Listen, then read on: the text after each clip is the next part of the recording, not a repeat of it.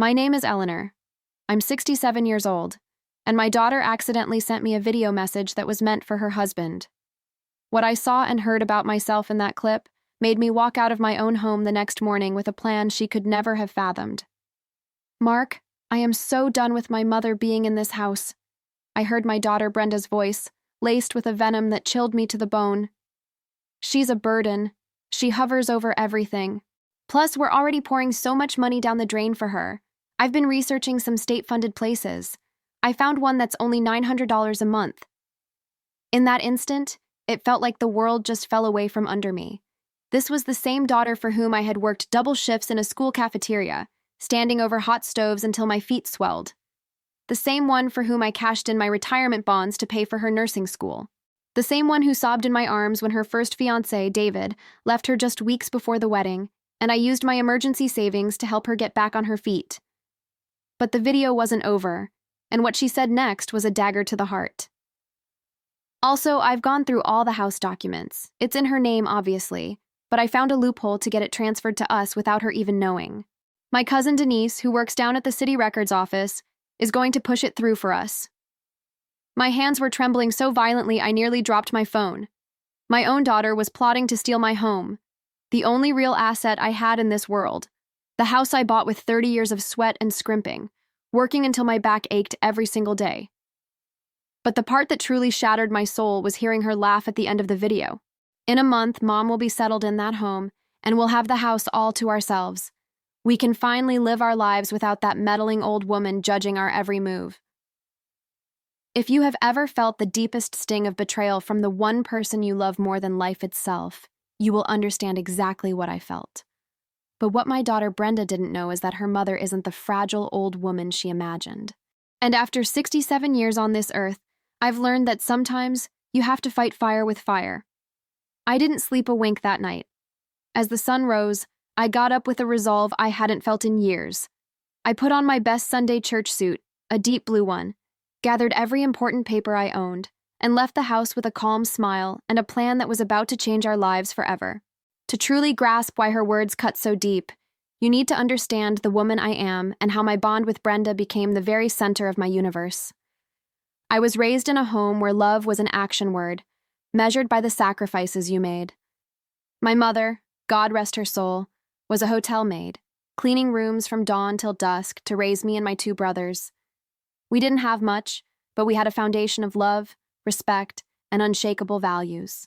Eleanor, my mother would tell me while patching up my school uniform, in this life, family is all that truly matters, and for family, you give everything you have.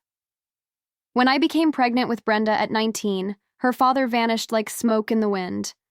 One evening, he was whispering promises of marriage, and the next morning, his side of the bed was cold. His parents were no better. They told me their son wouldn't throw away his future for a girl like me. That's when my own mother showed her true strength. That baby will have every opportunity we didn't, she said, wrapping me in a hug that shielded me from the world. We will raise her together, and she will be a fine, good woman. My mother sold her precious gold locket, the only piece of real jewelry she owned, to buy everything for the baby's arrival. When Brenda was born, it was like the sun had decided to live in our little apartment. She was the most perfect child, with wide, curious eyes and a laugh that could heal any wound. My mother and I juggled our schedules to care for her. I started working in the school cafeteria at 20, earning just enough to get by, but every dollar I made was for Brenda. I can still picture her first day of school.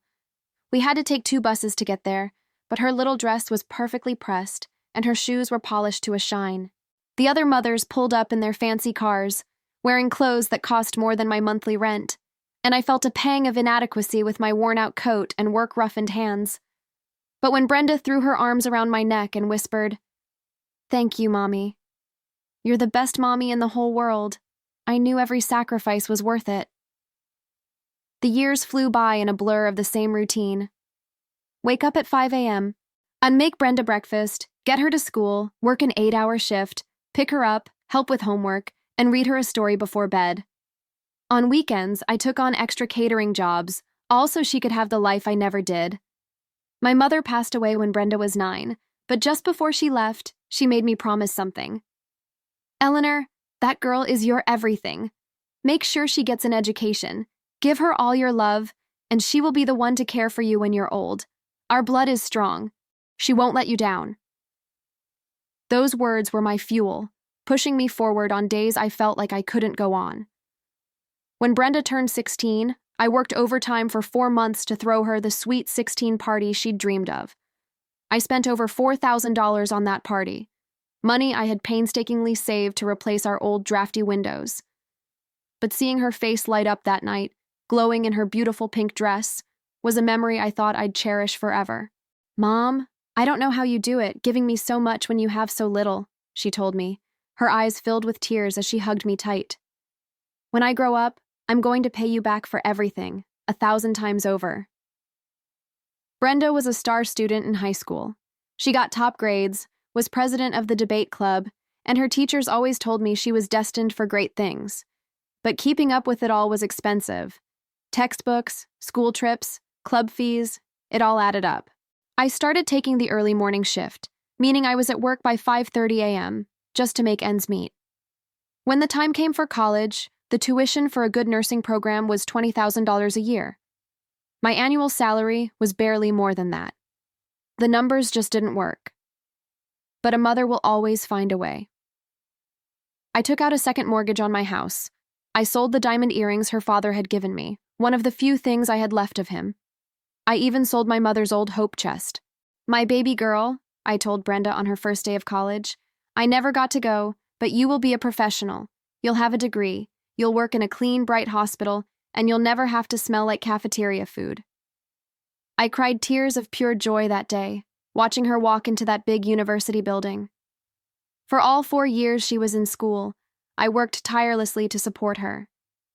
Brenda always needed money for something: books, scrubs, a new stethoscope, gas for her car. I gave her everything, even if it meant my own meals were sometimes just toast and tea. Her graduation was the proudest moment of my life.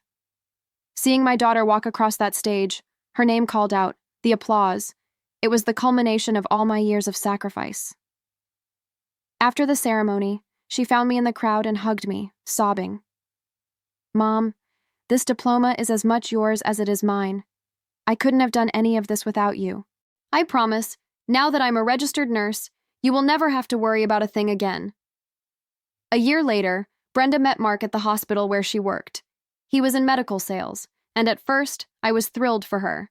He was charming, had a good job, and seemed to adore my daughter. When he asked for her hand in marriage, I thought Brenda had finally found the stable, loving family life I couldn't give her. But the wedding was another financial mountain to climb. Brenda wanted a fairy tale wedding. The venue was $10,000, the dress $3,000, the photographer $1,500.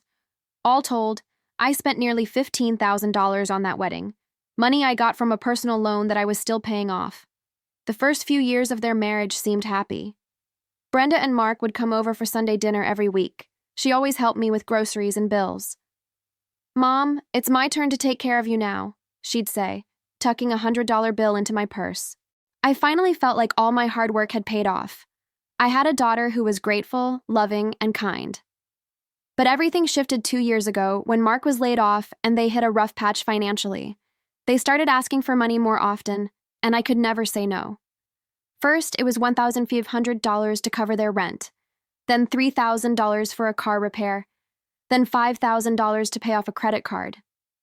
Things started to change after that last loan. At first, it was little things I brushed off as stress from their money troubles. But now, after seeing that video, I see it was all part of a cold, calculated plan to push me aside. The first sign was the Sunday dinners stopping. "Mom, we're just so swamped with Mark trying to find a new job," Brenda would say over the phone. "You know how it is. We need to focus."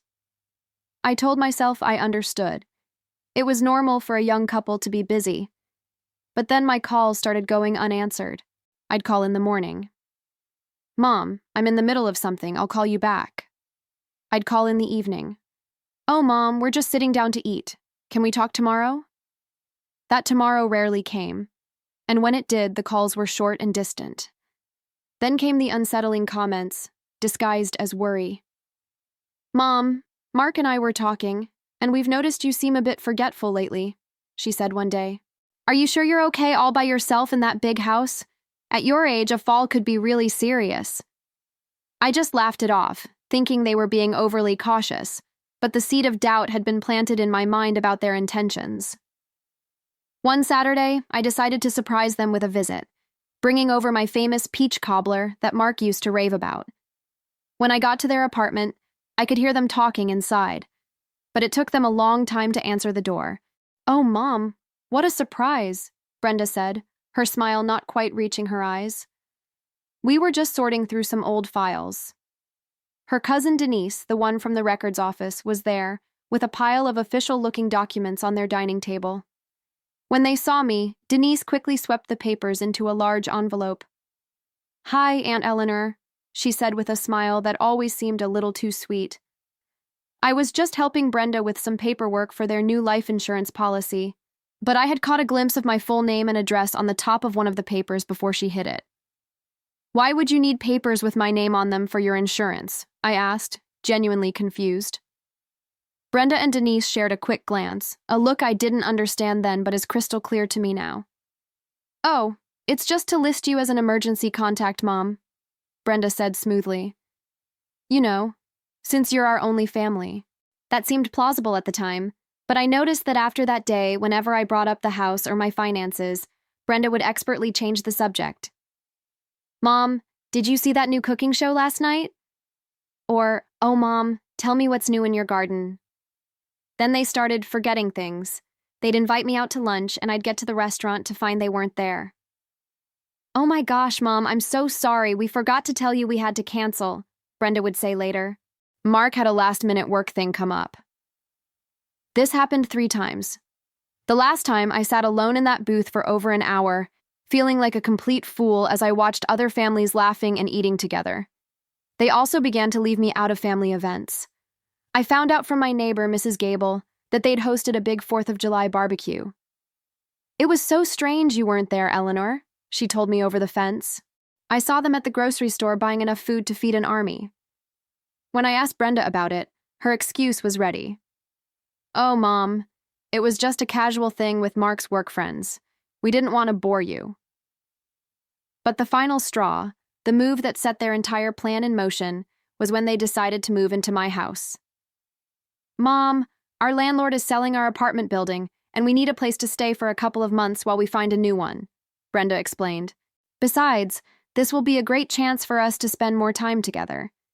Isn't it a perfect solution? I was so happy to have them under my roof again. I thought we could finally reconnect. But from the moment they moved in, my own home stopped feeling like my own. Mark began to criticize everything. My television was too small, my internet was too slow, my mattress was too firm. Eleanor, this house is a lot of upkeep, he'd say. It must be a real burden for you to manage all by yourself at this age. Brenda started rearranging my kitchen, my closets, my life.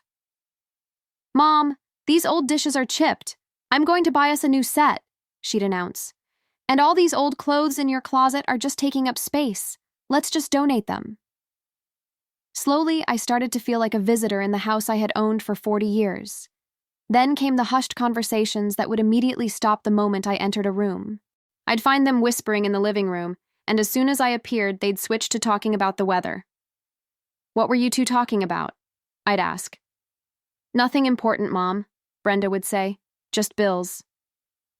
One evening, I overheard Mark on the phone out on the back porch. Yeah, we're in now. No, she has no idea. Denise says she can have everything finalized within the month. When I stepped outside and asked who he was talking to, he claimed it was his brother, asking for advice. They also started to take over my finances. Mom, let me handle the utility bills for you, Brenda offered. You shouldn't have to stress about these things. I thought it was a kind gesture, until I realized she was using it as an excuse to go through my mail and my bank statements. Mom, what do you need all this cash for? She'd ask if she saw I'd withdrawn $100 for groceries.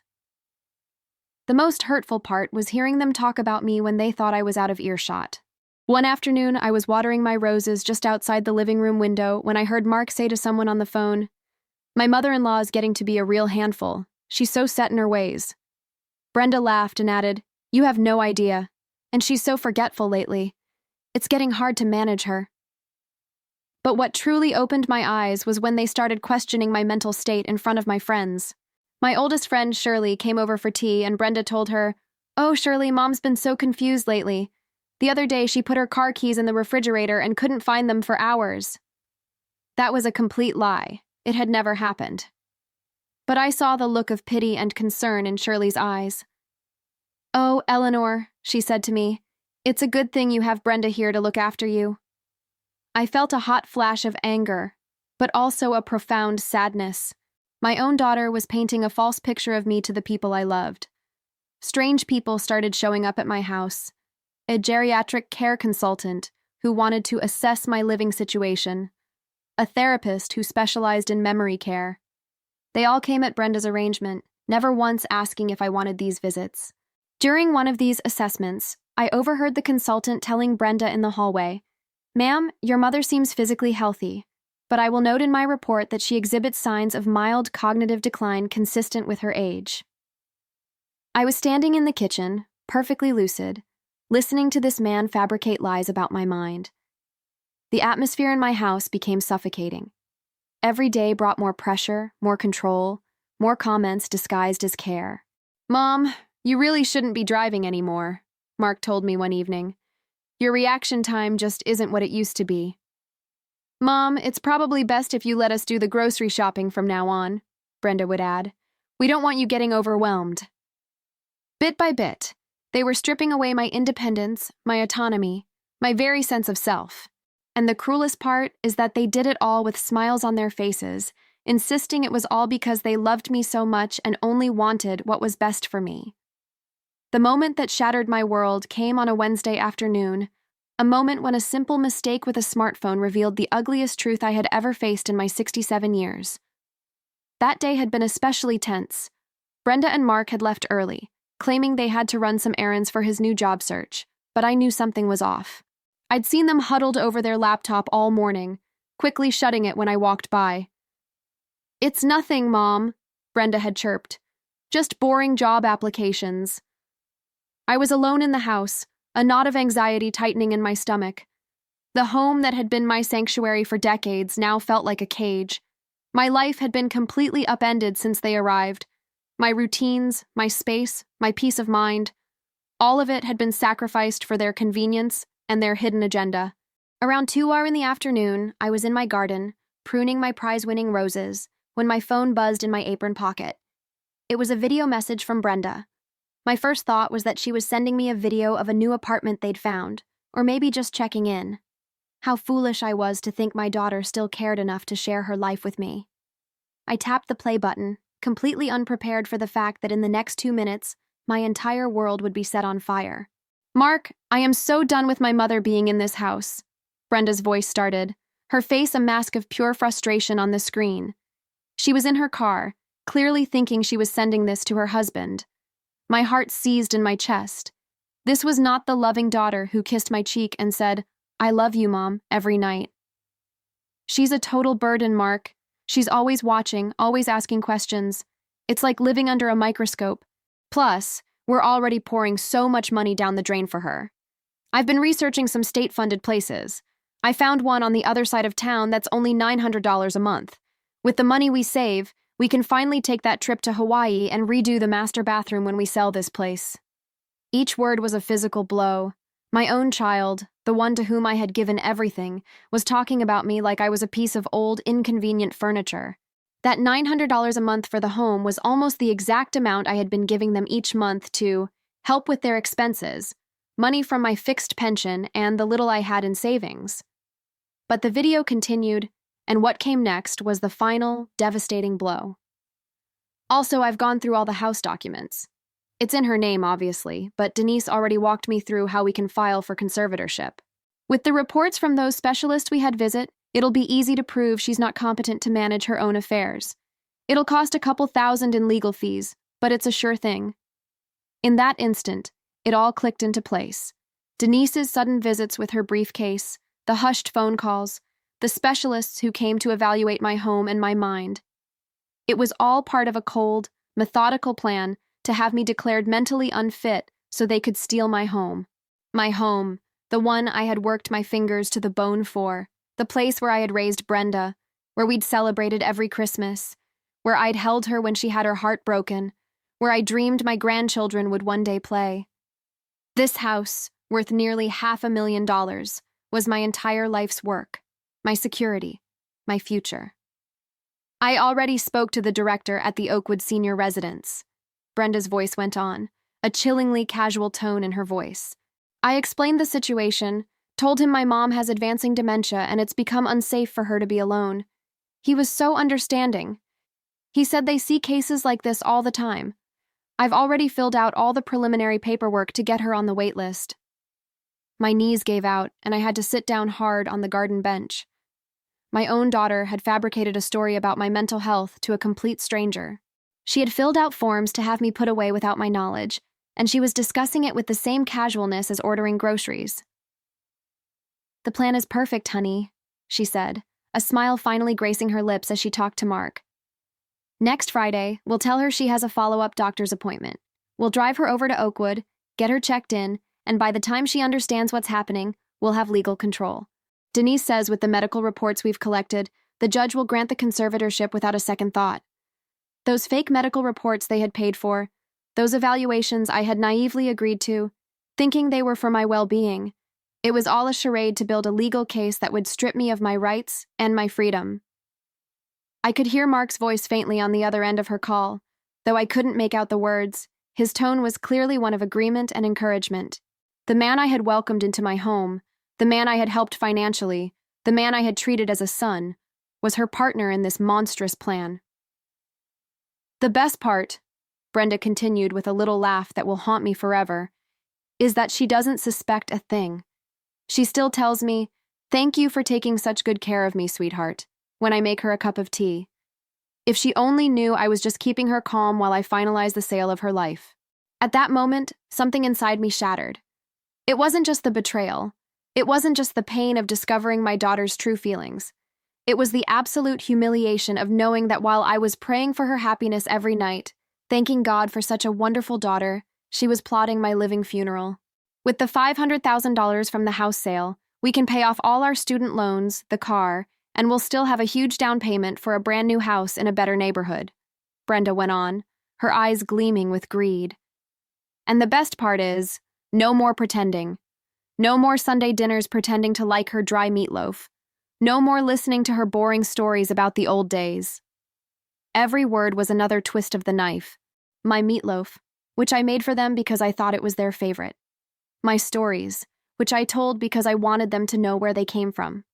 Everything I believed was a bond of love was, for them, a tedious obligation. "In a month, Mom will be at Oakwood and we'll be free," Brenda concluded. "We can finally live our lives without that bitter old woman controlling us. Besides, her life insurance policy lists us as the sole beneficiaries, so if something were to happen to her in that place, God forgive me, it wouldn't be the worst thing in the world." Those last words sucked the air from my lungs. Not only did they want my house and my freedom, but they had also calculated the financial benefit of my death. I was no longer their mother. I was an asset to be liquidated, one way or another.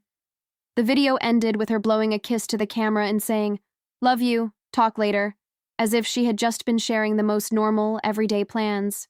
I sat on that bench for I don't know how long, the phone clutched in my hand, the birds chirping around me in a world that had suddenly gone gray. I replayed the video again and again, praying I had misunderstood, praying it was some kind of cruel joke. But with each viewing, the truth became sharper, more painful, and more undeniable. That night, I couldn't eat. I couldn't sleep. I just paced through my house, touching the furniture, looking at the photographs on the wall, Brenda's baby pictures, her graduation photo, her wedding day. I had built this life, this home, thinking one day I would lovingly pass it all down to her. Now I knew she just wanted to steal it, sell it, and erase the memories it held. But as the hours of that long, dark night passed, something inside me began to shift. The crushing sadness and the searing pain began to harden into something else. Cold, clear, unshakable determination. My daughter thought I was a weak, naive old woman. She had forgotten who she was dealing with. She had forgotten the woman who raised her single-handedly, who fought for everything she ever had. At dawn, I rose with a clarity of mind I hadn't felt in years. I went to my closet and pulled out my best suit, the deep blue one I wore on special occasions. I took my purse, gathered all my important documents, and walked out the front door before Brenda and Mark even stirred. I had a plan, and they would never see it coming.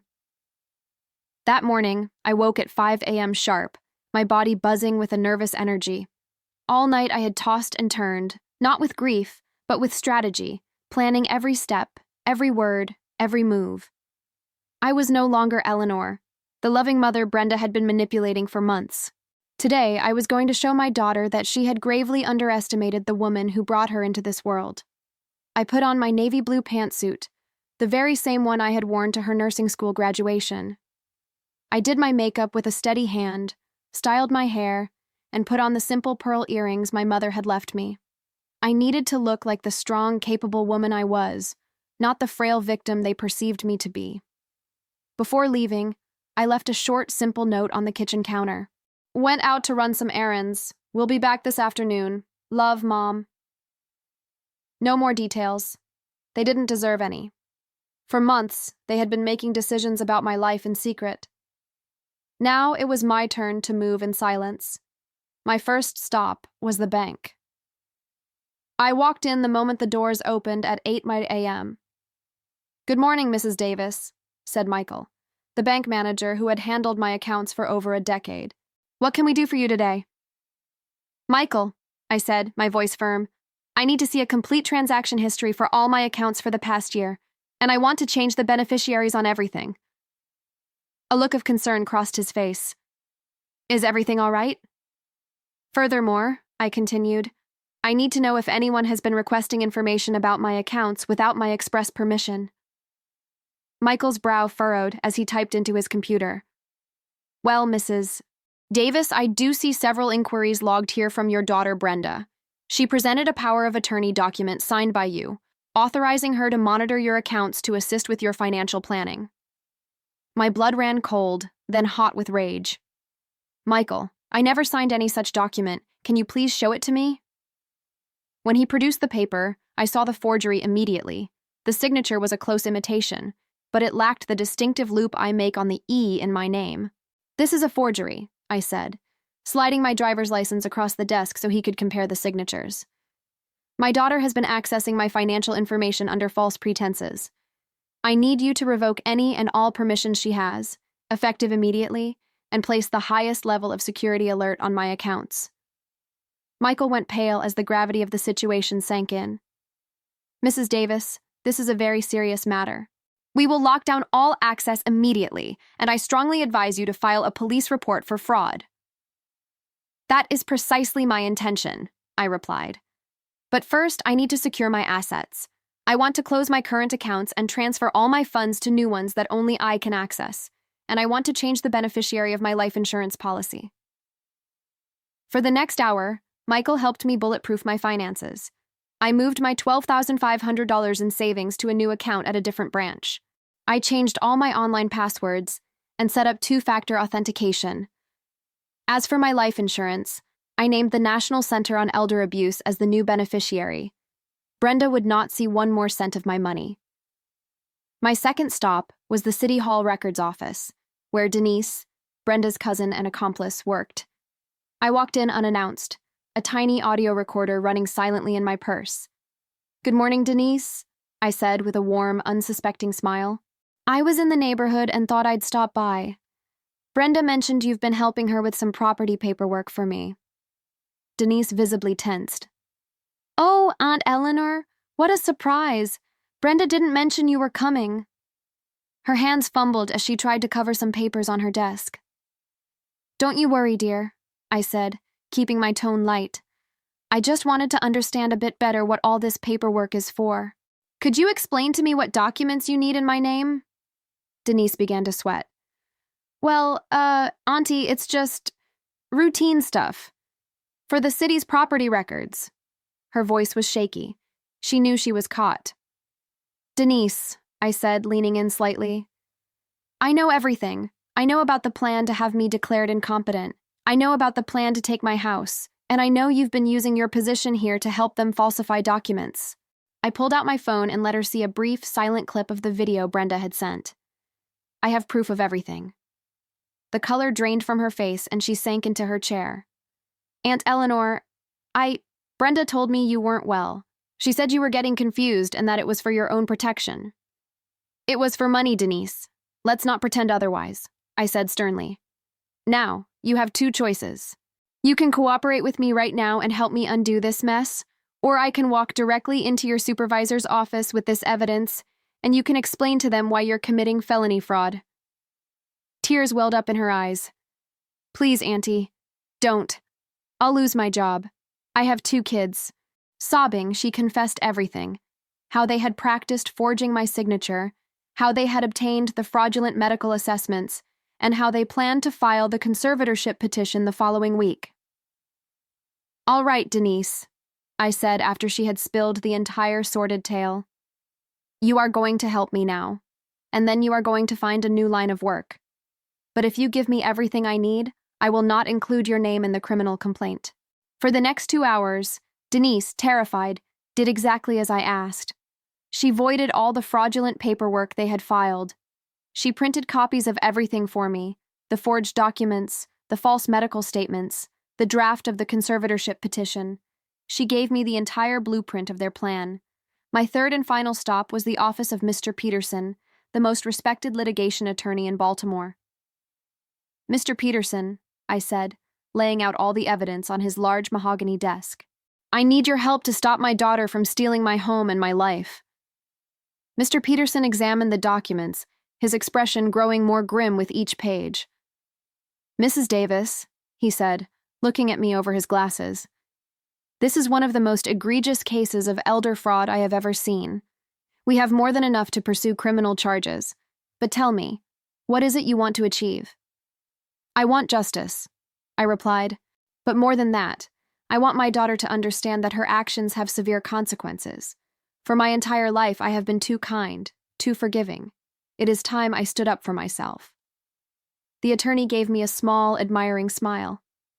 Mrs. Davis, we are going to craft a legal response that not only protects you, but sends a clear message to anyone who thinks they can prey on our seniors.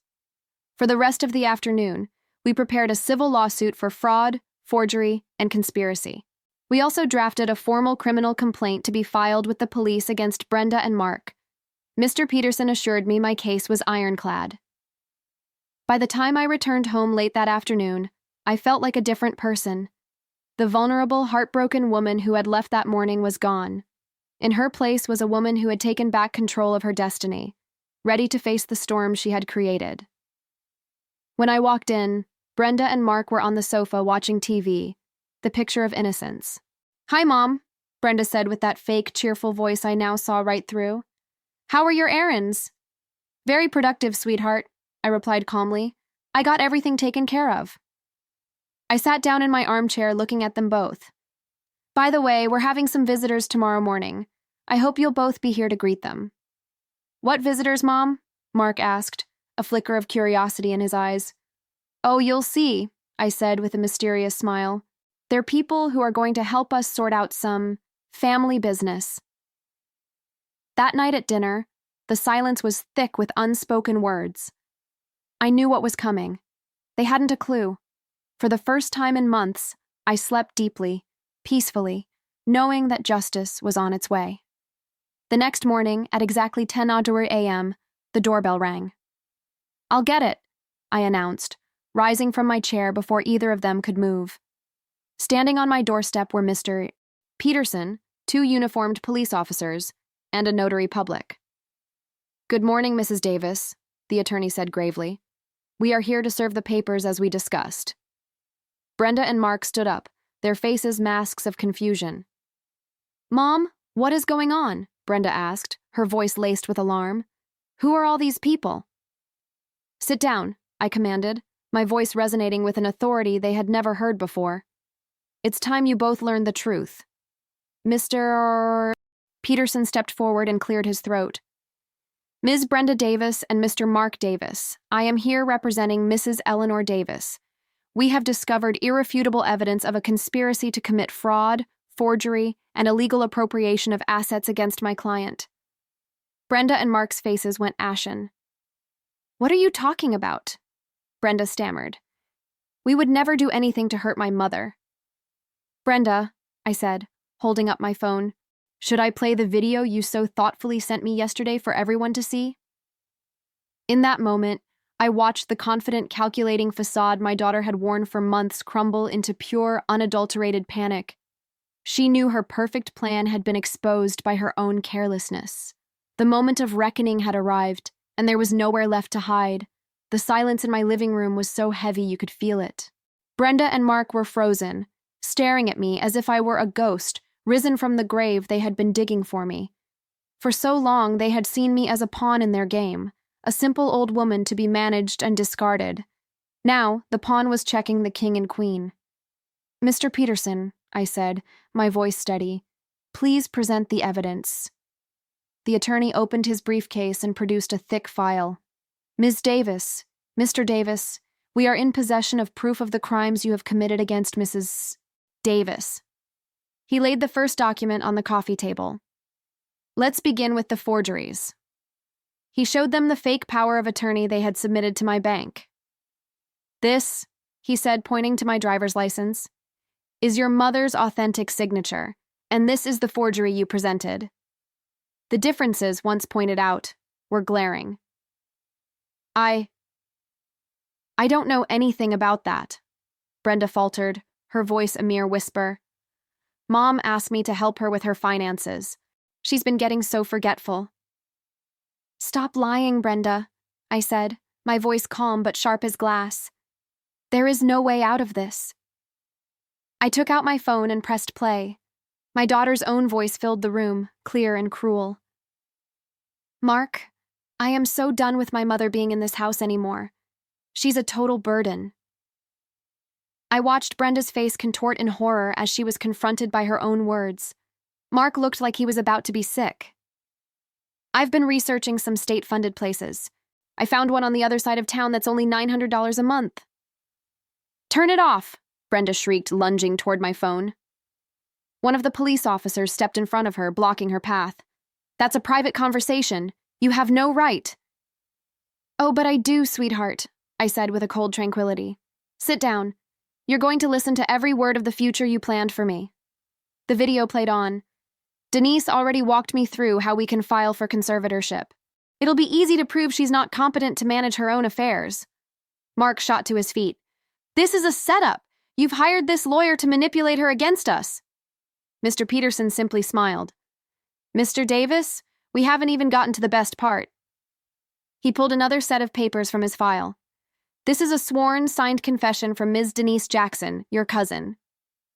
I met Brenda's eyes and saw the dawning horror as she realized her accomplice had turned on her. In this confession, the attorney continued, Ms. Jackson details exactly how you coerced her into helping you forge documents, how you obtained fraudulent medical reports, and how you plan to use them to have your mother declared legally incompetent. Denise is a liar, Brenda screamed, grasping at straws. She's just trying to save her own neck. Is she really, darling? I asked, pulling out the small digital recorder from my pocket, because I also have a recording of my entire conversation with her yesterday. I pressed play, and Denise's sobbing confession filled the room. Brenda told me you couldn't take care of yourself anymore. She showed me how to copy your signature. She promised to pay me $5,000 once the house was sold. Mark collapsed back onto the sofa, burying his face in his hands. This is a nightmare, he muttered. No, Mark, I said, my voice unwavering. This is justice. The nightmare was me living in my own home feeling like a prisoner, listening to you whisper about me behind my back, watching you plot to steal everything I've ever worked for. Mr. Peterson pressed on. We also have the fraudulent medical reports you paid for. He displayed the documents where doctors had claimed I showed signs of cognitive decline. As it happens, Mrs. Davis underwent a full neuropsychological evaluation yesterday with Dr. Helen Reed, the head of geriatrics at Johns Hopkins. Here is her report. He held up the official document. It concludes that Mrs. Davis is in perfect mental health, with cognitive functions that are, and I quote, exceptionally sharp for her age. This proves the other reports were entirely fabricated. Brenda finally broke, sobbing, but they were tears of desperation, not remorse. "Mom, please," she begged. "We just wanted to make sure you were taken care of. We were worried about you being alone." "Taken care of?" I asked, a bitter laugh escaping my lips. "By stealing my house, by lying about my health, by planning to lock me away in a home? Is that what you call care?" I stood up and walked towards her. "In that video, Brenda, you also mentioned my life insurance. You said it wouldn't be the worst thing if something happened to me." "I never said that," she cried. I rewound the video to the exact spot. Her life insurance policy lists us as the sole beneficiaries, so if something were to happen to her in that place, God forgive me, it wouldn't be the worst thing in the world. The silence that followed was damning. Even the officers looked at her with undisguised contempt. "But there's more," Mr. Peterson said, taking out another file. "We also have bank records showing that over the past 6 months, you have made unauthorized withdrawals from your mother's savings account totaling $12,500. That money was for household expenses," Mark protested weakly. "We were buying groceries, paying for utilities." "That's a lie," I cut in. "I paid all the household bills from my pension, just as I always have. That money you stole paid for your new clothes, your expensive dinners out, while you were telling me you were broke." The attorney laid out the final pieces of their scheme. "We also have proof that you paid a non-refundable deposit of $1,500 to the Oakwood Senior Residence to hold a room for Mrs. Davis, all without her knowledge. You intended to take her there this Friday under the guise of a doctor's appointment." "It was for your own good, Mom," Brenda insisted, her voice cracking. "You were getting so confused." "Enough," I finally roared, my composure breaking for the first time. "I have never been confused. You invented these stories to justify your greed. I manage my own finances, I cook my own meals, I care for my own home, and until you moved in, I was perfectly happy." I looked my daughter straight in the eye. "Do you know what hurts the most, Brenda? It's not the house, it's not the money. It's knowing that for all these months, while I was hugging you, telling you I loved you, you were looking at me and calculating the profit you would make from my death." Brenda completely fell apart, wailing uncontrollably. "I'm sorry, Mom. I'm so sorry. We were drowning in debt. We didn't know what else to do." "Desperation is not an excuse for betrayal," I said, my voice now quiet and firm. "All you had to do was ask. All my life I have given you everything, but instead of trusting in my love, you chose to conspire against me." One of the police officers stepped forward, handcuffs in hand. "Mrs. Davis, do you wish to press charges?" I looked at my daughter, a crumpled, sobbing mess on the floor. For a fleeting second, my heart ached with a mother's pain. But then I remembered her cold, calculating voice in the video, her laugh as she planned my disposal. "Yes, officer," I said, my voice clear and strong. "I do." Seeing my only child being handcuffed and led out of my living room was the most excruciating moment of my 67 years. But in that same moment, I felt the heavy weight of fear and helplessness that had been crushing me for months finally lift. I had taken my power back. "Mom, please," Brenda screamed as they led her away. "You can't do this. I'm your daughter. I'm all you have." The irony of her words was a bitter pill. She was the one who had decided that I was nothing more than an obstacle in her life. Mark, however, said nothing. He just looked at me with an expression of pure, cold hatred that confirmed I had done the right thing. "This isn't over, you old witch," he muttered under his breath as he passed me. His threat didn't scare me. It solidified my resolve. After they were gone, an unnerving quiet settled over the house. For the first time since they had moved in, I felt like I could breathe in my own home. There were no more whispers, no more judgments, no more manipulations. But the peace was short-lived. The next day, the true war began, a campaign of harassment designed to break me. The first assault was on social media. Using a fake account, Brenda started posting in local community forums. My elderly mother is suffering from severe dementia and has falsely accused me and my husband of terrible things, she wrote. She is deeply confused and a danger to herself. If you see her out alone, please contact me immediately. The posts included photos they had taken of me over the past few months, a picture of me sleeping in my armchair, another of me looking tired while gardening, all framed to make me look frail and disoriented. The comments from strangers were like 1,000 tiny cuts. That poor woman. How sad when they turn on their own family. Her children must be heartbroken. My neighbor, Mrs. Gable, came over, her face etched with worry. "Eleanor, honey, are you all right? I saw some awful things about you online." I had to sit her down and show her the evidence to make her understand the truth. Then the phone calls started, at all hours. Anonymous voices, hissing insults and threats. "You're a disgusting mother for what you did. I hope you die alone in that house." One night, a woman screamed at me over the phone, "You deserve to be put in a home." Strangers began showing up at my door. A man claiming to be from Adult Protective Services, saying he'd received a report that I was being neglected, a report I knew Brenda had filed.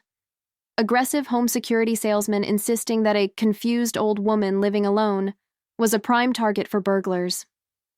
Mr. Peterson explained it was a common, dirty tactic. "Mrs. Davis, they're trying to create a public record of you appearing unstable to discredit you before the trial.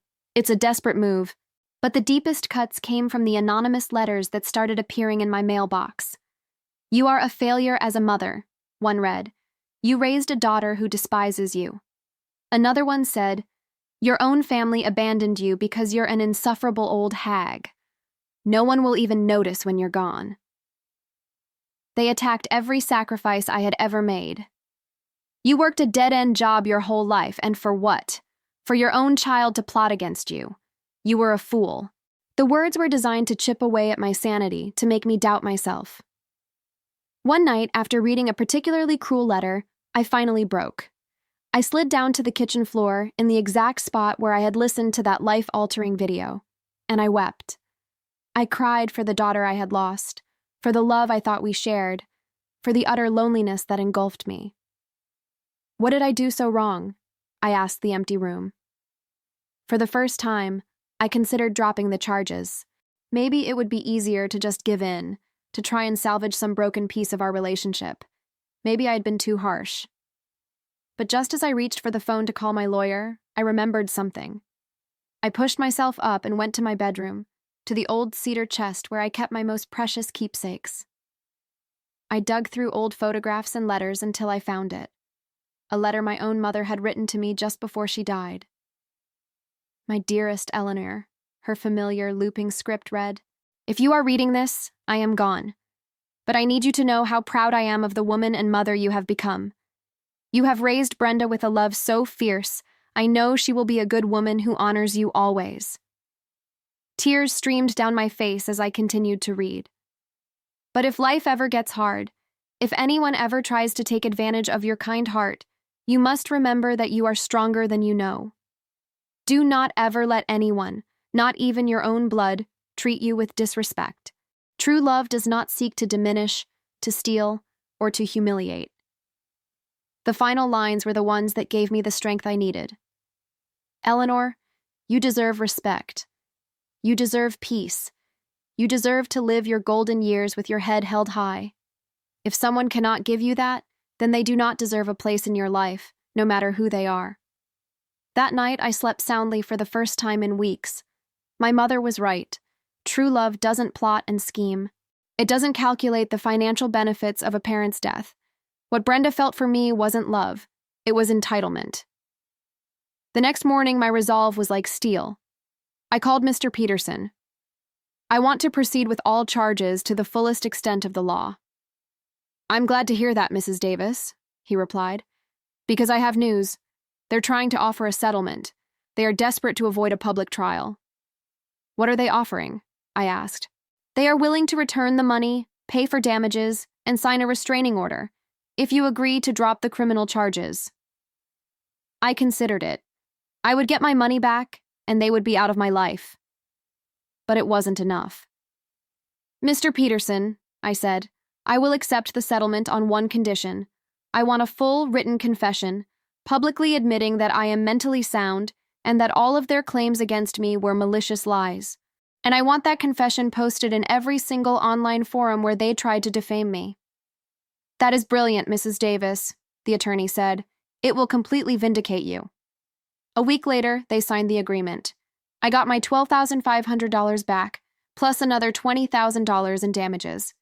But more importantly, I got my name back. Their public confession was humiliating for them, but for me, it was liberation.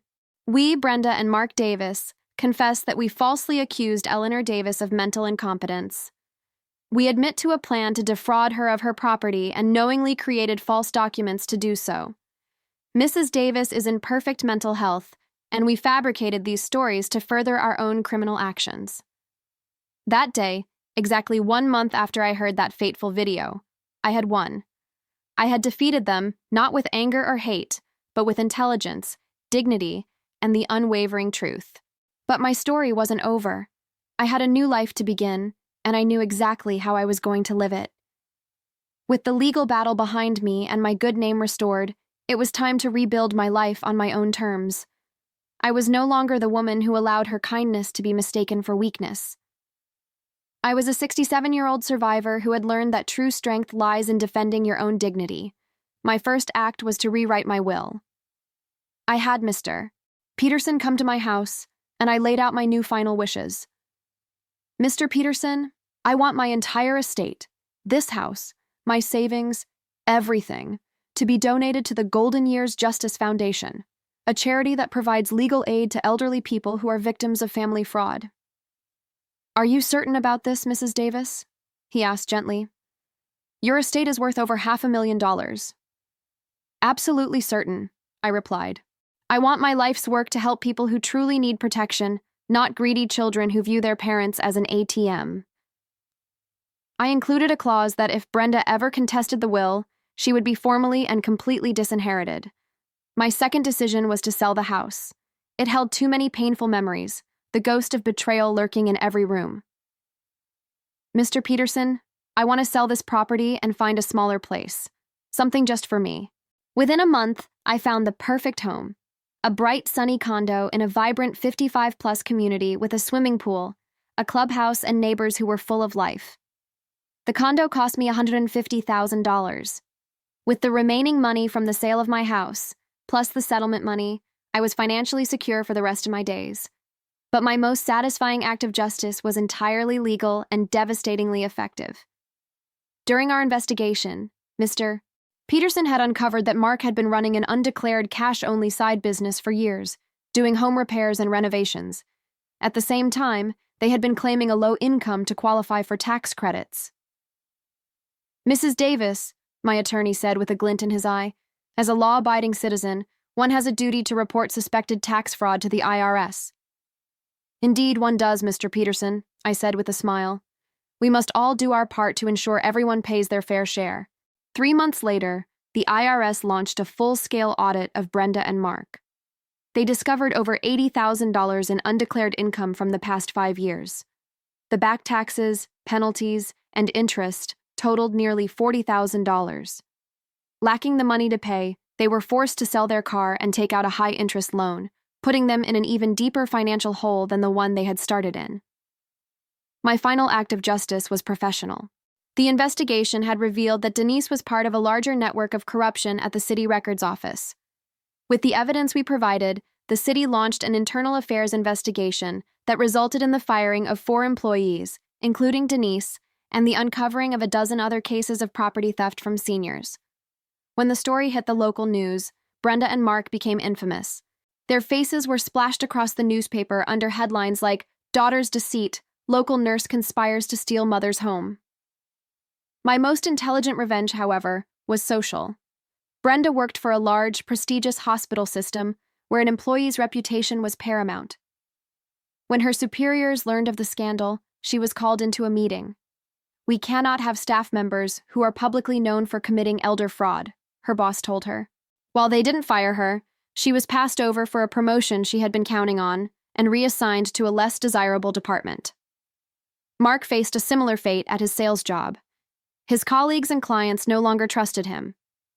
"If you do that to your own family," his manager reportedly told him, "what would you do to a customer?" Their social circle also evaporated. Friends and family, horrified by what they had done, distanced themselves. They became pariahs, a local cautionary tale about greed and filial betrayal. Throughout this whole process, I never once acted out of pure vengeance.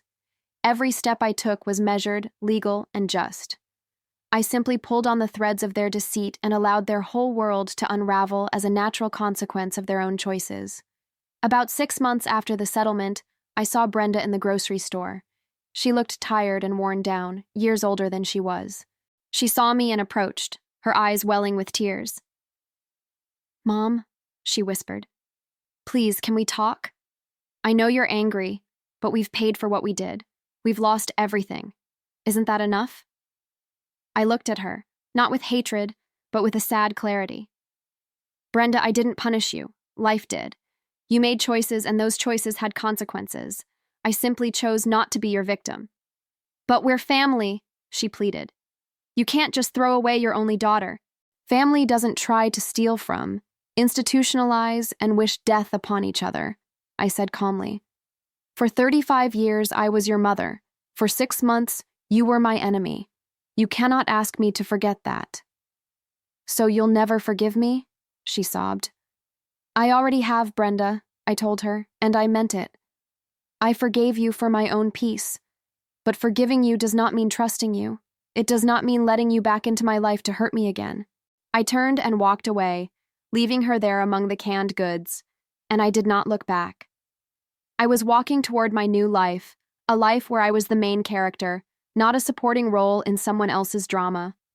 A year after that day in the grocery store, my life was fuller than I had ever imagined.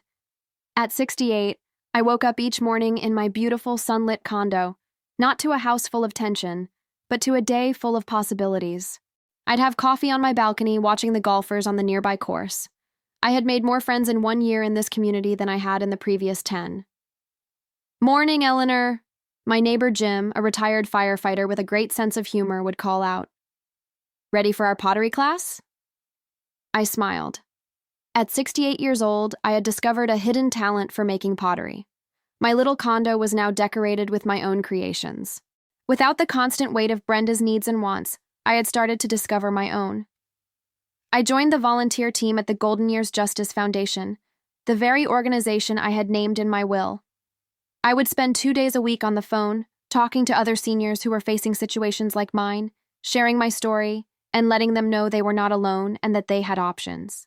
"Eleanor," a woman named Carmen told me, her voice trembling, "my son is trying to sell my house from under me.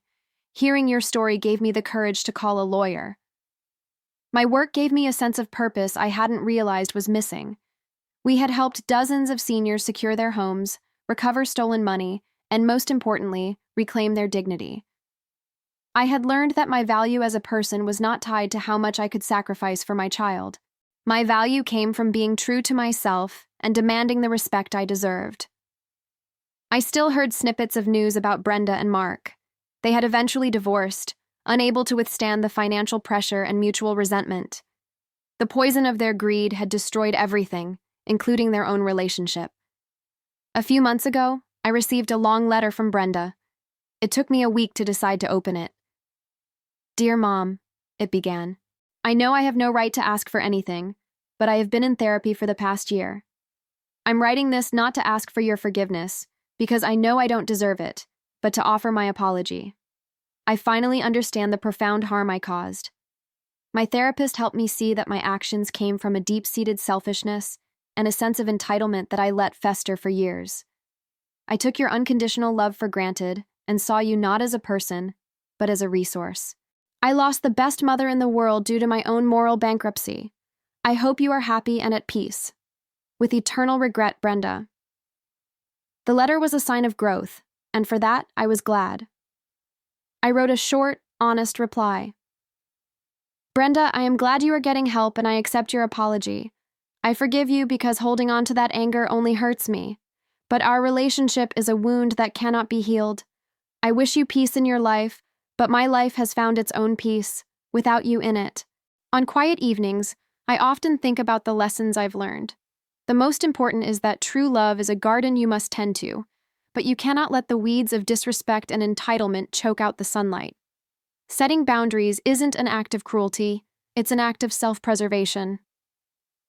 That morning, as I finished my coffee, I received a call from Mr. Peterson. Eleanor, a local news station is doing a series on elder abuse. They heard about your case and would like to interview you. They believe your story could empower so many others.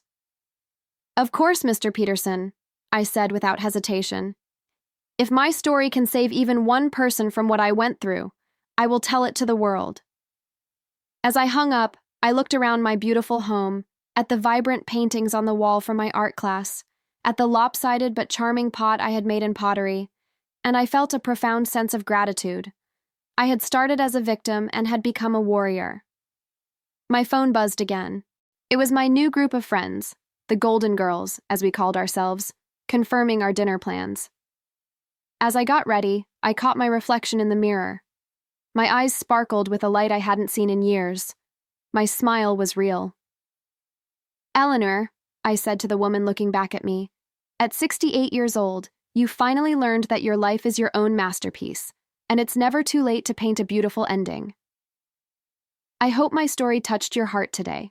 It's a reminder that we all deserve dignity, no matter our age. I'd love to know where you're watching from, so please drop your city in the comments below. I tell a new story here every single day, so make sure you follow and click that little notification bell so you don't miss tomorrow's story. Your support means the world to me.